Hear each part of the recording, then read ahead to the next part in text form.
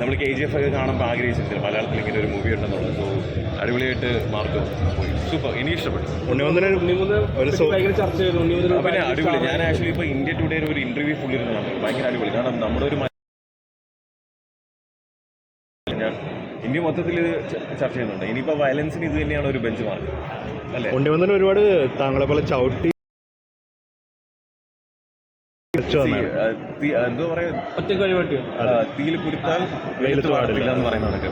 ഒറ്റയ്ക്ക് വഴി അവർക്ക് മുന്നോട്ട് വരാനുണ്ട്. ആ ഒരു ധൈര്യവും കാര്യങ്ങളെല്ലാം ഉണ്ടാകും. കാരണം അവരാരും പിൻവലത്തിലല്ലോ വന്നത്.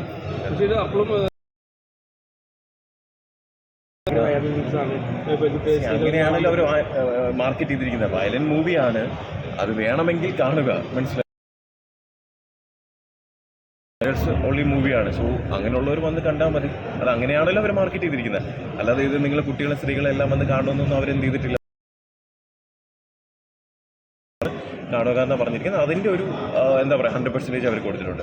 ഈ ഉണ്ണിമൂന്നൻ ആയതുകൊണ്ട് വിമർശിക്കുന്ന കുറേ ആൾക്കാരുണ്ടല്ലോ. അതെ, അല്ല അത് ഒരാൾ മുന്നോട്ട് വരുന്നതെന്ന് അറിയുമ്പോഴത്തേക്ക് അയാളെ ചവിട്ടി വീഴ്ത്താൻ വേണ്ടി ഒരുപാട് പേര് കാണും. അപ്പോൾ അതൊരിക്കലും ഞാൻ സപ്പോർട്ട് ചെയ്യുന്ന ഒരാളല്ല. ഉണ്ണിമൂന്നനൊക്കെ കഷ്ടപ്പെട്ട് വന്ന ഒരാളാണ്. മലയാള ഇൻഡസ്ട്രിയിൽ ഇങ്ങനെ ഉണ്ടല്ലോ എന്ന് ആലോചിക്കുമ്പോഴത്തേക്ക് ഐ വിൽ ഹാപ്പി. എന്തെങ്കിലും ഒരു ദിവസം നേരിട്ട് കാണുമ്പോൾ കൺഗ്രാജുലേറ്റ് ചെയ്യണമെന്ന് ആഗ്രഹിക്കുന്നുണ്ടോ? ഇതുപോലെ ഒരു കഥാപാത്രം ആഗ്രഹിക്കുന്നുണ്ടോ? ഫ്യൂച്ചറിൽ എപ്പോഴെങ്കിലും നോക്കാം, അത്രേ ഉള്ളൂ. നോക്കട്ടെ, സമയമെടുക്കട്ടെ. അതേപോലെയാണ് ഇപ്പോൾ ഏറ്റവും വിവാദമായി കൊണ്ടിരിക്കുന്ന, അല്ലെങ്കിൽ ഭയങ്കര ചർച്ച ചെയ്യുന്ന വിഷയമാണ് ഈ ബോച്ചെ വിഷയം. അതെ, അപ്പം അതിന്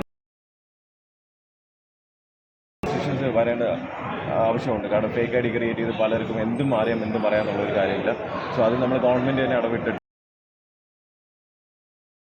ഫേക്ക് ഐഡി ക്രിയേറ്റ് ചെയ്യുന്നതിന് പകരം ഇതേപോലെ ആധാർ അക്കൗണ്ട് കാര്യങ്ങളൊക്കെ ലിങ്ക് ചെയ്യിപ്പിച്ച് അതാകുമ്പോൾ എന്തെങ്കിലും ഒരു കാര്യമുണ്ടെങ്കിൽ ഇവർക്കൊരു പേടിയാണ് പിടിക്കുന്നത്. തെറ്റ് ചെയ്ത് കഴിഞ്ഞാൽ വലുപ്പം ചെറുപ്പം ഇല്ലാത്ത രീതിയിൽ എല്ലാവരും ശിക്ഷപ്പെടണം, അത് ആരാണെങ്കിലും.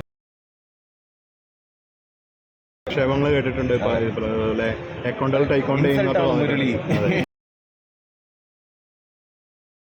നമ്മളെന്തെങ്കിലും ചെയ്യുന്നതുകൊണ്ടാണല്ലോ ഇതേപോലെ കേൾക്കുന്നത്, മനസ്സിലായില്ലേ?